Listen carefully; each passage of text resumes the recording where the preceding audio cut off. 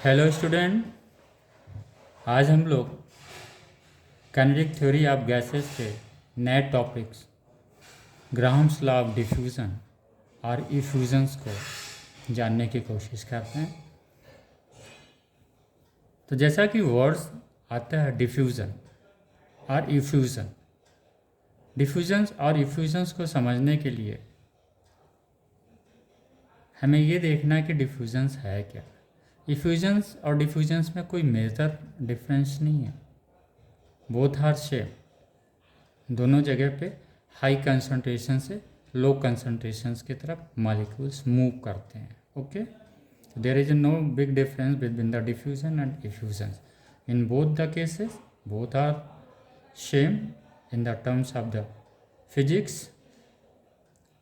Both stated that the molecules move from high concentration to low concentration. Okay, हम लोगों ने high school में osmosis भी पढ़ा हुआ था। ऑस्मोसिस क्या, जस्ट उसका रिवर्स है।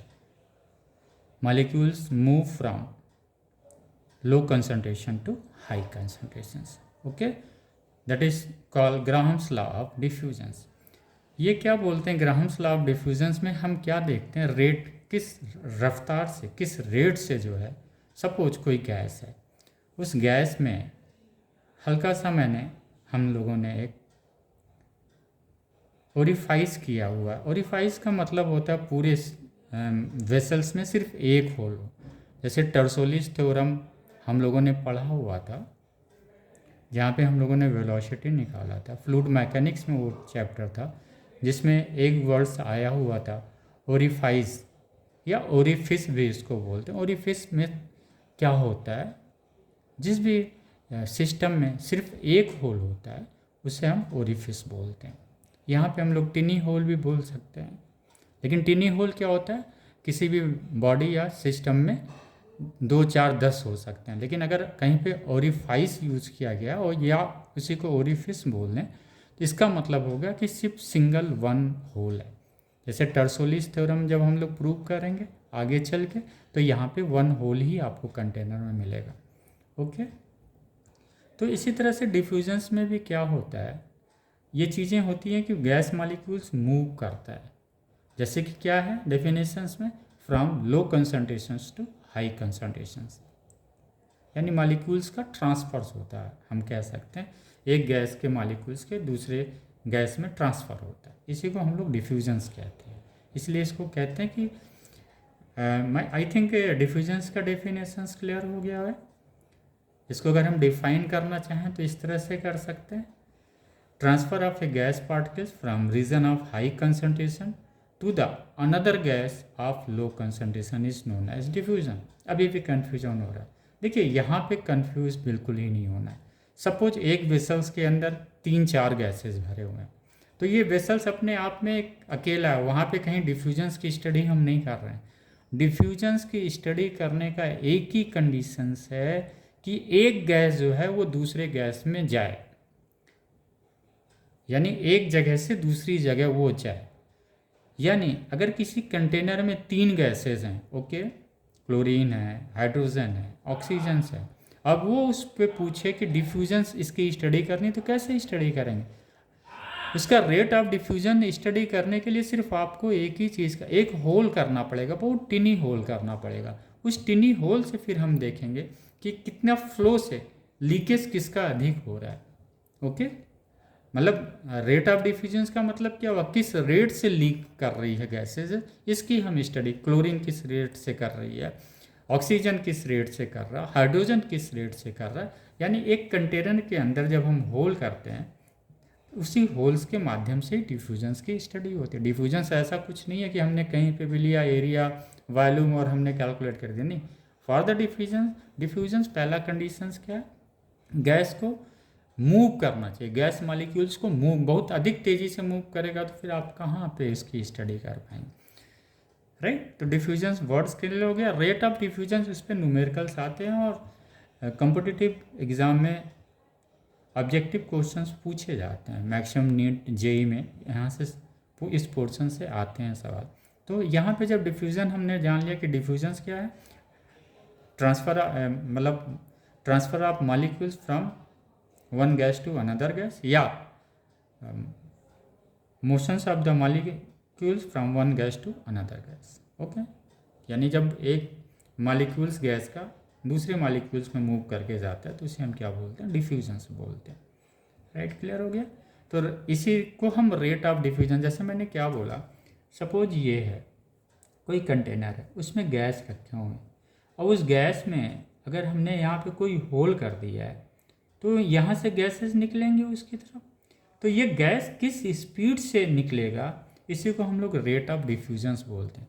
अब गैस में हम किसको कैलकुलेट करते हैं, अगर सपोज यहाँ पे वॉल्यूम कुछ है तो गैस, पूरे गैस का वॉल्यूम तो सेम ही है, लेकिन जब यहाँ से हाइड्रोजन निकलेगा, क्लोरीन निकलेगा, तो वॉल्यूम तो नहीं चेंज होगा, गैस का वॉल्यूम तो नेट नहीं चेंज होगा, लेकिन जो गैस यहाँ से निकलेगा, सपोज टोटल वॉल्यूम जो है V है यहाँ का, और ये जो गैस निकला उसका वॉल्यूम जो है मान के चलिए V1 है, तो हाइड्रोजन के वॉल्यूम क्या हुआ, इस गैस में कम हुआ। ओके, समझ गए मेरी बात। यानी वॉल्यूम में भी चेंजेस आता है, लेकिन चूंकि कंटेनर में रखा हुआ तो उसमें वॉल्यूम तो एक ही होगा, हाइड्रोजन, क्लोरीन, ऑक्सीजन का जो कंटेनर का वॉल्यूम होगा। लेकिन जब सपोज हाइड्रोजन मॉलिक्यूल्स यहाँ पे डिफ्यूज हो रहा है, ये डिफ्यूज होके कहाँ जा रहा है, इन्वायरमेंट में। एयर क्या, किस तरह से हम बिहेव करते हैं, एयर भी एक गैस ही है, तो ये यहाँ से ये गैस निकल के कहाँ, किस गैस में आ रहा है, डिफ्यूज होके वो एयर में आ रहा है। ओके, तो जब ये गैस लीक होगा तो इसकी वॉल्यूम्स भी तो यहाँ पे आएगा, तो ये वॉल्यूम जो है, इसी का जो चेंजेस होता है उस वॉल्यूम में, इसी को ही रेट ऑफ डिफ्यूजन बोलते हैं। यानी gas transfer of a gas में क्या ट्रांसफर होता है, पार्टिकल्स होता है। क्लियर हो गया, from one region to another region. या फिर अगर हम डिफ्यूजन्स को और थोड़ा दूसरे शब्द से समझना चाहें, चेंज इन वॉल्यूम और change in number of moles. क्योंकि हाइड्रोजन है तो यहाँ से मॉलिक्यूल्स निकलेंगे, तो जाहिर सी बात है उसका अगर नंबर्स ऑफ मोल 5 है और मॉलिक्यूल्स डिफ्यूज होके 2 बाहर आ गए, तो फिर कितने बचेंगे फाइनली, तो वो 2 माइनस कर देंगे तो वो हमारे पास फाइनल बचेगा। क्लियर हो गया। यानी नंबर्स ऑफ मोल्स का निकलता है कहाँ से, एक टिनी होल से निकलता है। डिफ्यूज कहाँ से हो रहा है, टिनी होल। यानी कॉन्सेप्ट्स कुछ हम लोग क्लियर कर रहे हैं बेटा, हम इन्वॉल्व कर रहे हैं अपने आप को कि एक कंटेनर है, वहाँ पे एक टिनी होल है, टिनी होल से जिस रेट से लीकेज हो रहा है, गैस का लीकेज हो रहा है, यहाँ पे हम लोग इसको डिफ्यूजन बोलते हैं, क्योंकि गैस यहाँ से निकल के दूसरे गैस में जा रहा है। ओके, तो आई थिंक डिफ्यूजन एक बार और हम क्लियर करते हैं। डिफ्यूजन में देखिए कभी भी कन्फ्यूजन क्या होता है, एक ही वेसल्स में रखे हैं 3 गैस, उसकी हम स्टडी करने लगते हैं, 2 गैस रखे हैं उसकी नहीं, ये सिस्टम अलग अलग हो जाता है। सपोज एक गैस मैंने यहाँ पे लिया, दूसरा गैस हमने लिया यहाँ पे लिया, यहाँ पे एक टिनी होल हमने किया, इस टिनी होल के माध्यम से फर्स्ट गैस जो है, फर्स्ट गैस का जो कंसंट्रेशन लेवल है हाई है, सेकेंड गैस का कंसंट्रेशन लेवल लो है मान लेते हैं, तो क्या होगा, फर्स्ट गैस के मॉलिक्यूल्स डिफ्यूज होके कहाँ जाएंगे, यहाँ पे जाएंगे। तो जो यहाँ पे उसका रेट आएगा ना, इस पॉइंट्स पे इसका जो डिफ्यूजन रेट आएगा, इसी को रेट ऑफ डिफ्यूजन कहते हैं। वो किस पे डिपेंड करता है, राइट। तो ये डिपेंड करता है, rate of diffusion is directly inversely proportional to the, right बेटा, ये मोलर मास पे डिपेंड करता है और डेंसिटी ऑफ द गैस पे डिपेंड। इसको हटा दीजिए, आप इस पोर्शन को क्लोज कर दीजिए, क्योंकि हम क्या पढ़ने जा रहे हैं, डिफ्यूजन ऑफ वन गैस। क्योंकि इस गैस से मॉलिक्यूल्स आउट हो रहा है, मूव कर रहा है टुवर्ड्स दिस गैस, तो हम डिफ्यूजन किसका ले रहे हैं, इस गैस का ले रहे हैं, ना कि इस गैस का। क्लियर हो गया। जहाँ से लीकेज हो रहा है गैस का, उसका हम रेट ऑफ डिफ्यूजन निकाल रहे हैं। तो रेट ऑफ डिफ्यूजन किस पे डिपेंड करता है, मोलर मास पे डिपेंड करता है, molar mass of the gas and density of the gas. अब यहाँ पे सवाल आता है, अगर ये rate of diffusion molar mass पे डिपेंड करता है और डेंसिटी ऑफ गैस पे डिपेंड करता है, कैसे, rate of diffusion is inversely proportional to the square root of molar mass. बेटा ये बहुत इंपॉर्टेंट, जब वर्ड्स में बोल रहा हूँ ना, मोलर मास, अगर ये कॉन्सेप्ट्स आपके क्लियर हैं, फिर आप न्यूमेरिकल लगा लें। अभी हम आगे बात करेंगे इस पे, जेईई में 2012 में एक न्यूमेरिकल आया हुआ था, और टोटल न्यूमेरिकल इसी कॉन्सेप्ट पे बेस्ड था कि रेट ऑफ डिफ्यूजन जो है वो square root of molar mass है। उसमें किया क्या था, इन्होंने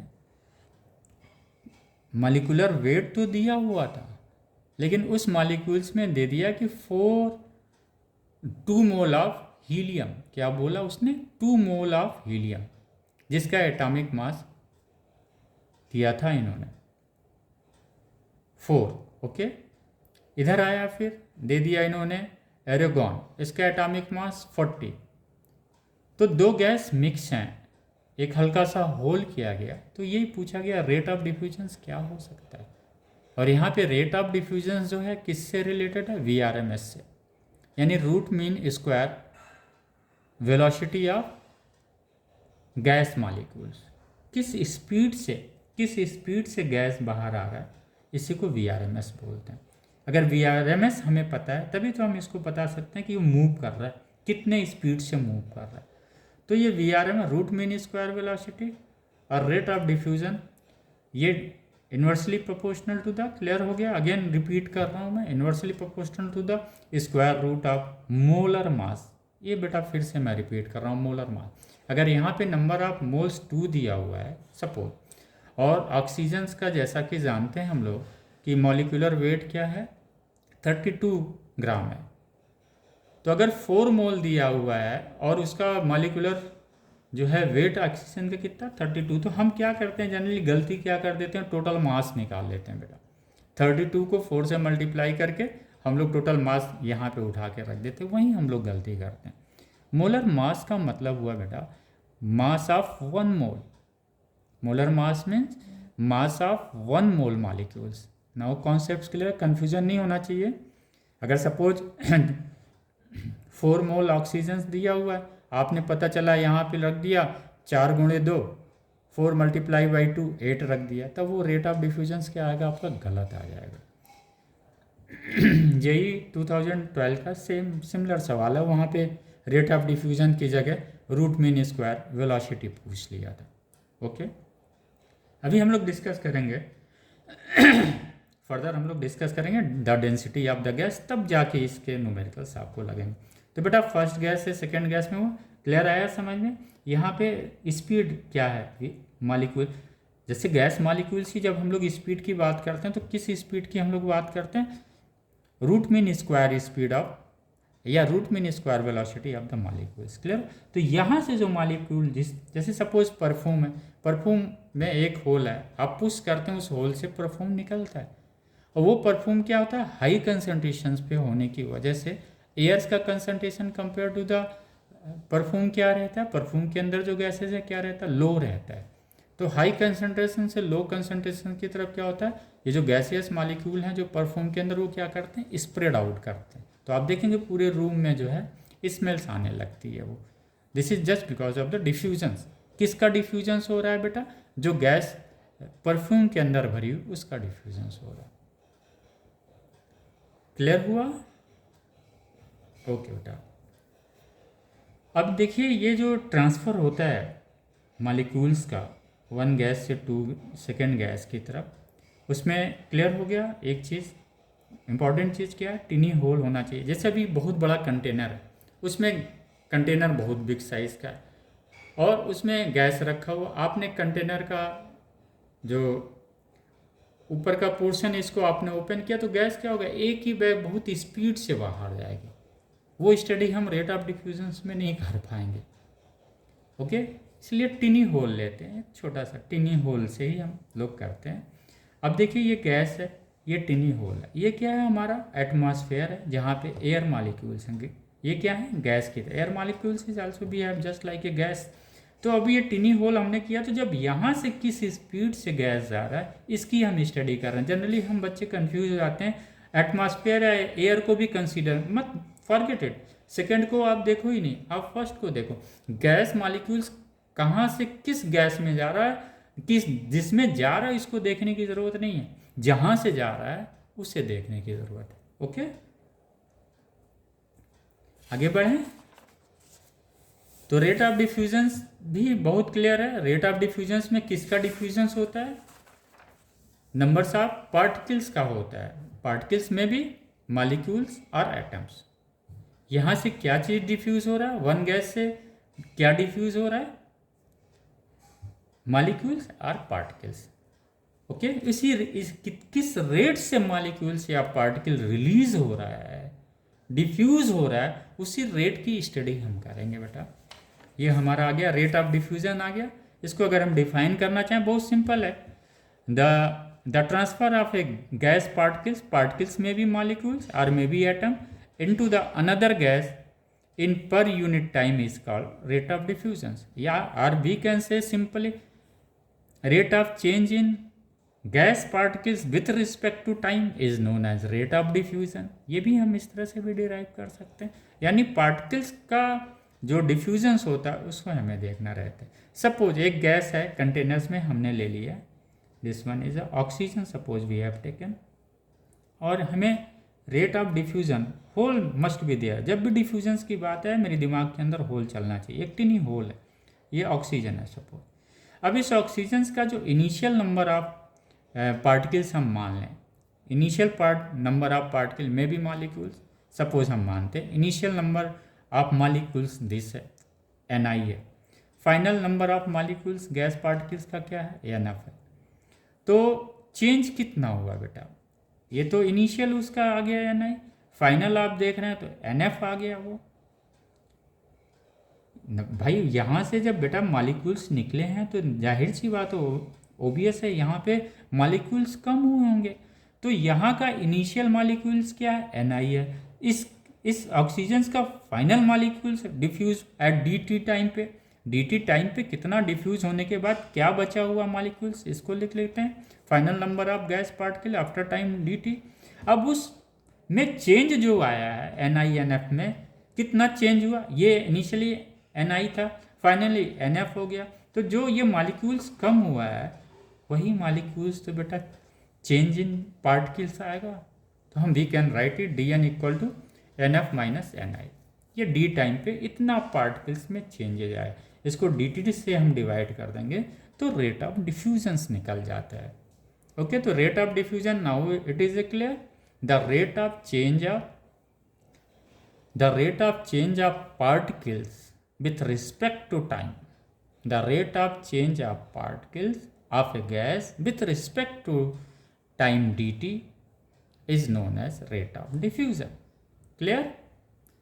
रेट फिर से अगेन रिपीट करें, समझाते हैं बेटा। इनिशियली Ni है, फाइनल NF है, तो कितना निकला, कितना पार्टिकल्स निकला है? NF में से Ni माइनस कर दिया हमने, मान के चले dN है, यही ना dN बाई dt है। Okay, rate of change of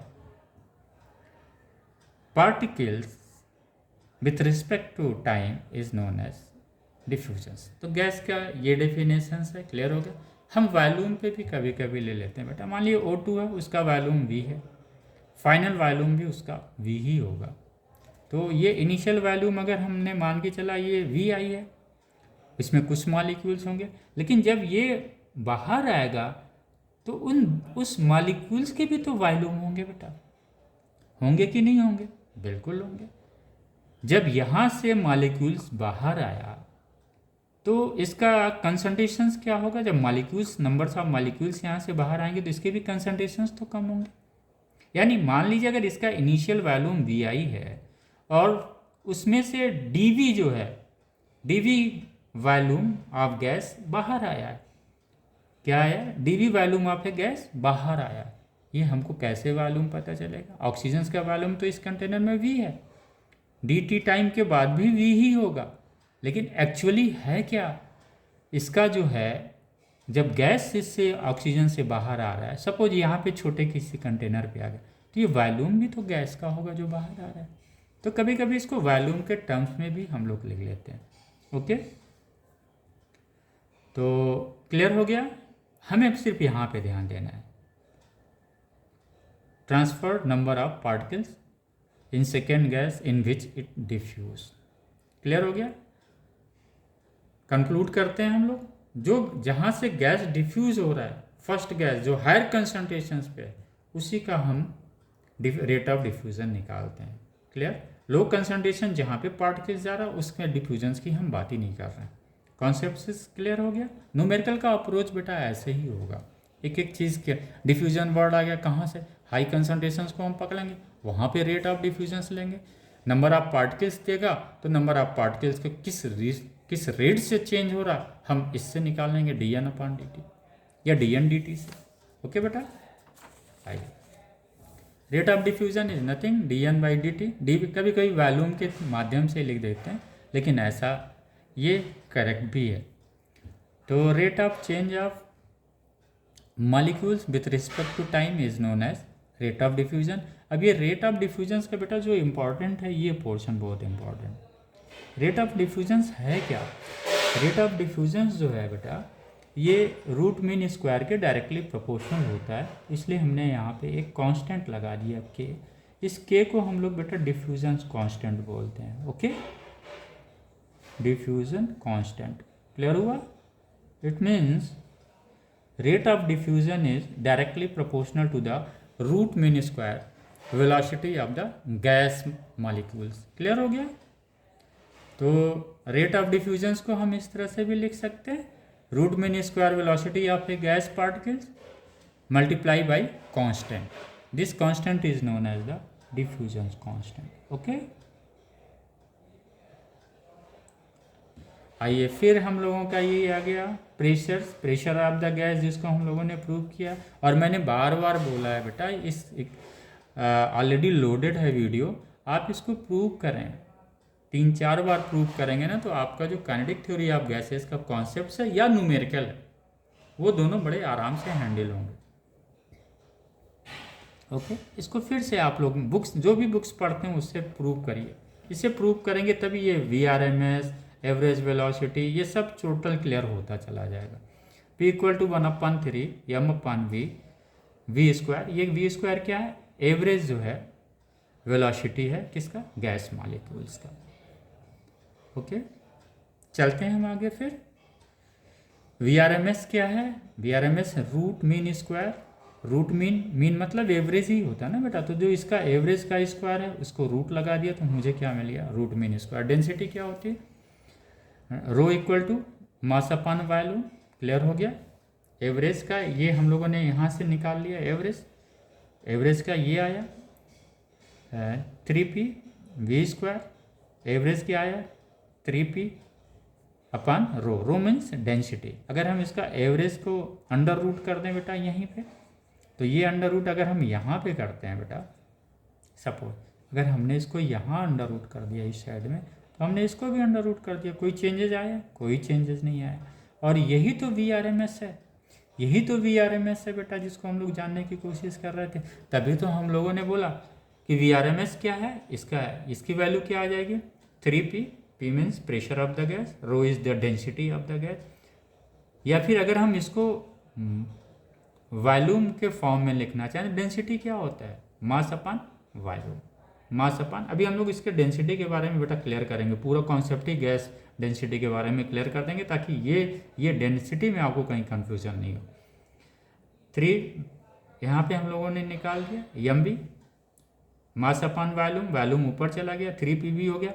pv = nRT से if there is a 1 number of mole, क्या हो जाएगा? 3R2/m under root 3RT/m। तो VRMS को इस तरह से हम लिख सकते हैं, यानी कहीं ना कहीं ये शो कर रहा है ना कि VRMS is directly proportional to the square root of temperature, यानी रूट मीन स्क्वायर वेलोसिटी जो है directly proportional to the square root of temperature. अगर इसको हम देखते हैं, root mean square velocity is inversely proportional to the square root of density. आइए और क्या पढ़ सकते हैं? Root mean square velocity is directly proportional to the square root of pressure. तो इस तरह से कहीं कहीं पे जब टेम्परेचर कांस्टेंट देगा फिर हम इस पे चले जाएंगे, कहीं प्रेशर कांस्टेंट देगा तो हम उस पे चले जाएंगे।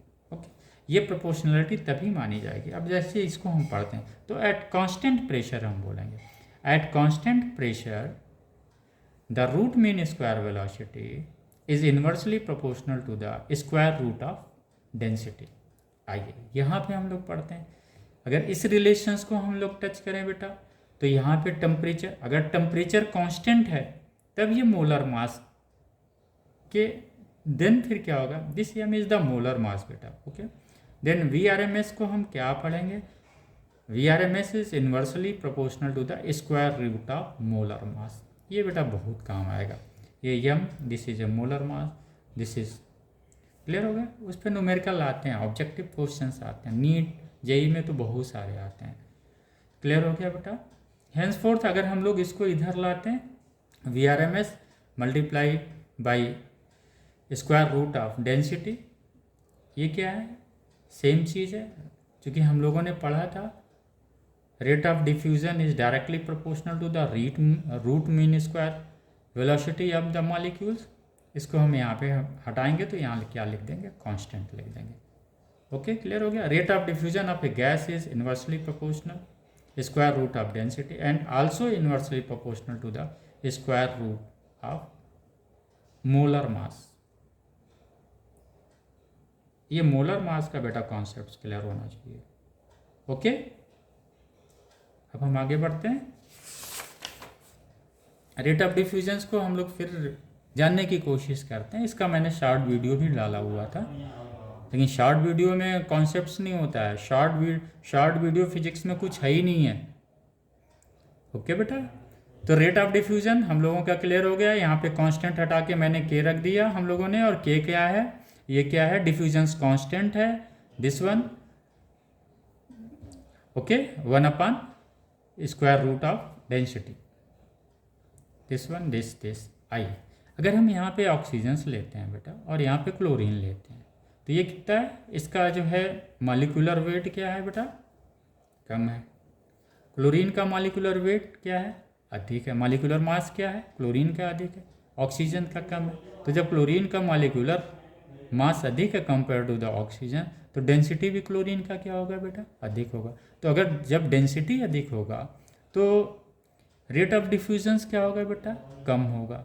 कम क्यों होगा, कम इसलिए होगा बेटा, इसको हम एक और में लगा देते हैं, वी आर एम एस, चूँकि root mean square speed particles का क्या हो जाएगा, कम हो गया। जब स्पीड ही कम रहेगा तो निकलने का रफ्तार क्या होगा बेटा, कम होगा। ओके, क्लियर हो गया।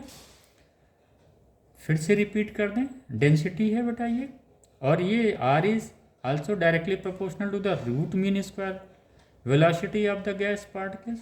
तो इसका रेट अधिक होगा, रेट ऑफ डिफ्यूजन्स किसका अधिक होगा, इसका अधिक होगा बेटा। ये वी आर एम एस यहाँ पे नहीं होगा, राइट, यहाँ पे होगा बेटा, R is inversely proportional to the V R M S. यानी हम यहाँ पे ये लिख सकते हैं बेटा, एक तरह से ये भी लिख सकते हैं ना, वी किसका डिफ्यूजन्स अधिक हो रहा है बेटा, ऑक्सीजन्स का। क्यों हो रहा है, क्योंकि ऑक्सीजन्स की डेंसिटी कम है। तो हम तो ये भी लिख सकते हैं ना, V R M S of oxygen is greater than V R M S of chlorine. कोई डाउट बेटा, क्लोरीन, क्योंकि रेट ऑफ डिफ्यूजन अधिक है तो जाहिर सी बात ओबियसली रूट मीन स्क्वायर। जब भी हम मॉलिक्यूल्स की स्पीड या वेलोसिटी की बात करते हैं बेटा, एक चीज़ दिमाग में रखिए, वो सिर्फ वी आर एम एस की हम बात करते हैं। कहीं कहीं वी आर एम एस लिखा होगा, कहीं नहीं लिखा होगा, लेकिन आप इसको वी आर एम एस ही लेके चलेंगे। क्लियर हो गया। Why the V R M S of oxygen is greater than the V R M S of chlorine, reason is clear. Why the rate of diffusion of oxygen is more than the rate of diffusion in chlorine, it's clear. अब एक छोटा सा concept बेटा, density of a gas, इसको आप लोग पढ़िए, नहीं तो बहुत छोटी छोटी मिस्टेक्स आप लोग करते हैं। इसको जानने की कोशिश करते हैं, डेंसिटी ऑफ ए गैस है क्या। क्योंकि डेंसिटी ऑफ ए गैस किस पे डिपेंड करती है, मेनली 3 पे डिपेंड करती है। पहला डिपेंड करता है मोलर मास। यहाँ पे जो हम लोग मास पढ़ रहे हैं ना बेटा, दिस वन, ये मोलर मास है, ये हमेशा ध्यान में रखिएगा। अगर 3 मोल ऑफ ऑक्सीजन दिया हुआ है जिसका मॉलिक्यूलर वेट दिया हो, तो आप इसको मल्टीप्लाई नहीं करेंगे, सपोज 32 × 3 नहीं करेंगे आप। अगर ऑक्सीजन दिया हुआ और वो कह रहा है कि वो 3 मोल है, तो उस 3 मोल 4 मोल 5 मोल से आपको लेना देना नहीं है, आपको लेना देना है मोलर मास से। और मोलर मास फिर मैं रिपीट कर रहा हूँ, मोलर मास क्या है, मास ऑफ 1 मोल। वहाँ पे 1 मोलर मास मतलब मास ऑफ 1 मोल। तो इसका 1 मोल, कभी कहीं होगा कि 4 मोल का मास दे देगा, फिर पूछेगा इसको निकालो, तो आप क्या करेंगे, 4 मोल 4 मोल की जगह हम 1 मोल का निकाल के उसको यहाँ पुट अप करेंगे। अगर 3 मोल ऑफ ऑक्सीजन दिया हुआ है समथिंग 96, तो आप किसका निकालेंगे, 1 का निकालेंगे, डिवाइडेड बाई 3, ये वैल्यू यहाँ पे रखेंगे बेटा। ओके, इसका मतलब ऑक्सीजन के लिए अगर हम निकालते हैं रेट ऑफ डिफ्यूजन या रूट मीन स्क्वायर वेलोसिटी, तो क्लियर होना चाहिए हमें जो लेना है मास वो 32 ग्राम ही लेना है। Whatever the numbers of mole is to be there, ये कैलकुलेट यहाँ पे नहीं करना बेटा। रेट ऑफ डिफ्यूजन का कॉन्सेप्ट क्लियर हो गया। डेंसिटी की हम लोग बात कर रहे थे बेटा, P V equal to N R T. N आपको पता है नंबर ऑफ मोल। इसमें बेटा हम लोग हाई स्कूल से लेके फर्स्ट ईयर इंटर सब जगह कन्फ्यूज रहते हैं, क्योंकि मोलर मास, मॉलिक्यूलर वेट, ये हम लोगों को समझ में ही नहीं आता और हमेशा कन्फ्यूजन बना रहता है। आज इस कन्फ्यूजन को हम लोग दूर करते हैं। N is the number of moles of the gas, clear है। आइडियल गैस इक्वेशन से ही बोलता है। मोलर मास क्या है, mass of 1 mole of the gas. इसको बेटा write down somewhere, write down, ताकि वो क्लियर हो जाए, ताकि इस तरह के जब न्यूमेरिकल आपको कंपटीशंस मिले तो आपका ब्रेन एकदम क्लियर होना चाहिए कि मेरा अप्रोच एग्जैक्टली है क्या। तो mass of 1 mole of the gas equal to क्या हो जाता है, मॉलिक्यूलर वेट हो जाता है उसका। अगर हम मानते हैं m equal to molecular weight, that is a carbon dioxide का मॉलिक्यूलर वेट कितना हो जाएगा, 44 ग्राम। ये 44 ग्राम में कितने मोल होते हैं, 1 मोल होते हैं। इसका मतलब अगर कार्बन डाइऑक्साइड हमने लिया हुआ है यहाँ पे, तो जब m की वैल्यू हमें रखनी होगी यहाँ पे, तो हम क्या रखेंगे, कार्बन डाइऑक्साइड अगर गैस है, बोलता है 4 mole of carbon dioxide mix with the 1 mole of helium gas, then उनका कंपेरिजन कैसे होगा, find out the ratio of the rate of flow of both the gases. अब आप सोचेंगे 4 मोल है, ला यार इसको तुरंत कर देते हैं 44 से, इतना हम रखेंगे, नहीं, आपको सिर्फ इतना ही रखना है। Since we are talking about this relation is for the molar mass, same चीज बेटा VRMS में है, रूट मीन स्क्वायर वेलोसिटी में भी है। डेंसिटी हम लोग निकाल लिया।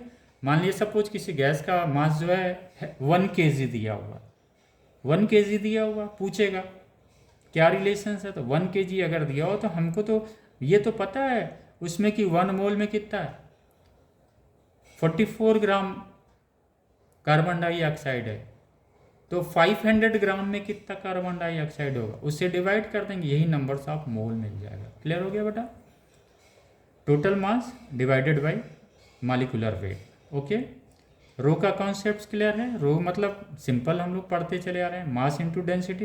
लेकिन ये मास किसका है बेटा, ये टोटल मास, ये डेंसिटी किसकी है, गैस की है, और टोटल मास अपन वॉल्यूम, ये हमने कर दिया PV equal to m upon m, capital M RT। अब इसको हम m इधर लाएंगे बेटा, तो ये हो गया आपका P dot m equal to m upon V RT। अब ये m ही तो मेन है बेटा, ये मॉलिक्यूलर वेट डिवाइडेड बाई ये मोलर मास है। दिस वन इज द बेटा मोलर मास, ये क्या है, मोलर मास है, molar mass divided by volume, यही तो डेंसिटी है बेटा, यही डेंसिटी है। इसको हम लोग लिख सकते हैं। क्लियर है, कॉन्सेप्ट क्लियर है, कहीं कंफ्यूजन तो नहीं है बेटा।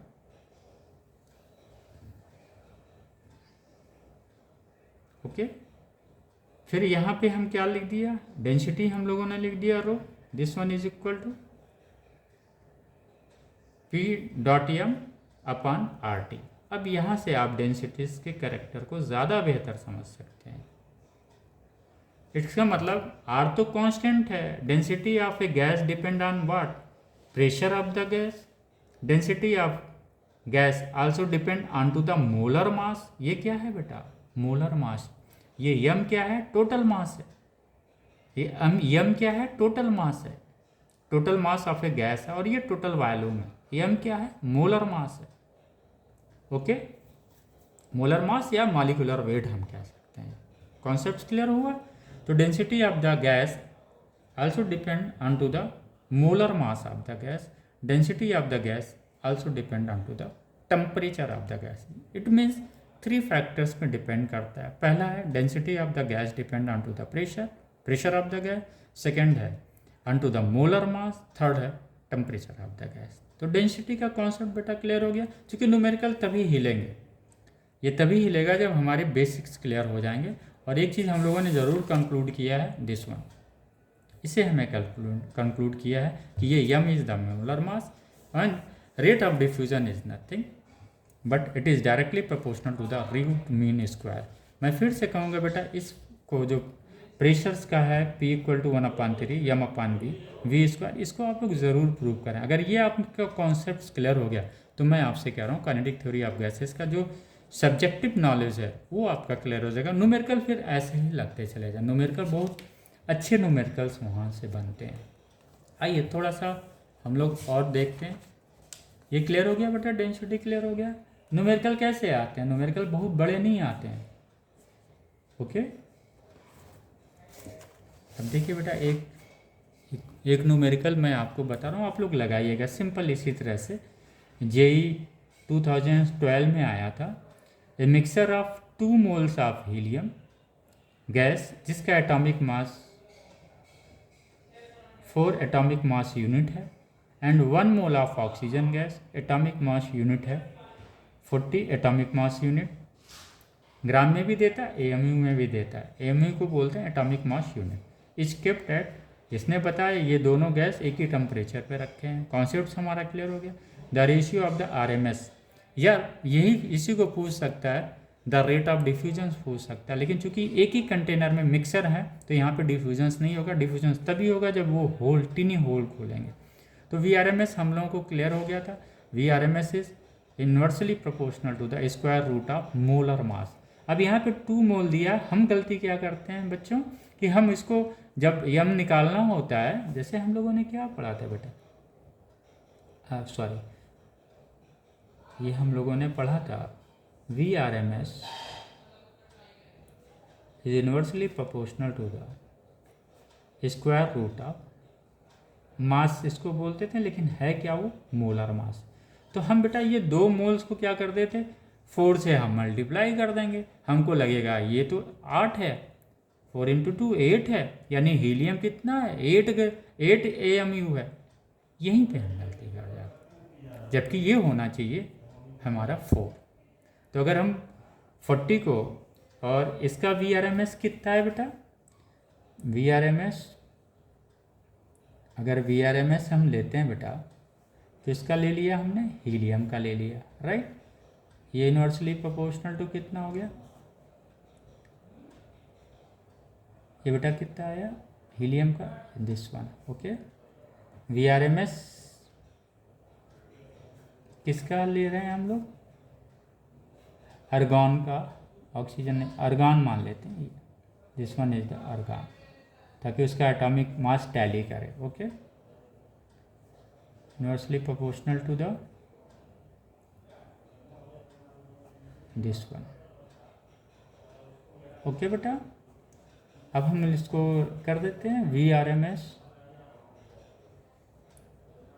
हीलियम, VRMS आर्गॉन, कितना हो जाएगा बेटा? ये ऊपर चला जाएगा 40, this one is the 40, this one is the 4, under root हो गया बेटा। ये कितना है? √10। √10 की वैल्यू बेटा कितनी आ जाएगी? 3 से ऊपर ही होगी। 3 त्रिज्या 9। इसका मतलब कौन सा ऑप्शन सही है? 3 से जो बड़ा है, ये हो नहीं सकता, गलत है। ये भी 3 से छोटा है, 3 से, ये भी 3 से छोटा है। This one is the correct answer. Okay बेटा, ऐसे ही छोटे सवाल आते हैं, बशर्ते हमारे कॉन्सेप्ट्स क्लियर होने चाहिए। अगेन हम लोग समरी करने की कोशिश कर रहे हैं चैप्टर्स को। और एक टॉपिक और है बेटा, इसको हम लोग थोड़ा सा एक रिफ्रेशमेंट के लिए हम लोग कर दे रहे हैं, ताकि हमारी चीज़ें दिमाग में रहें। Relation between the average kinetic energy of one molecule and its temperature. Again बेटा यही चीज़ हमें बार बार देखनी पड़ रही है, और इस चीज़ को मैं बार बार कह रहा हूँ बेटा, आप इसको जानें। इसको फिर हमने यूज़ किया यहाँ पे, दिस वन यूज़ किया, दिस वन यूज़ किया, दिस वन यूज़ किया, simple, kinetic energy is directly proportional to the temperature.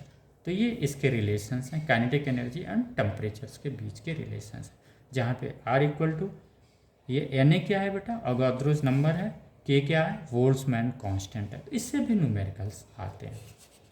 तो rate of diffusion I hope clear हो गया है हम लोगों का कॉन्सेप्ट्स।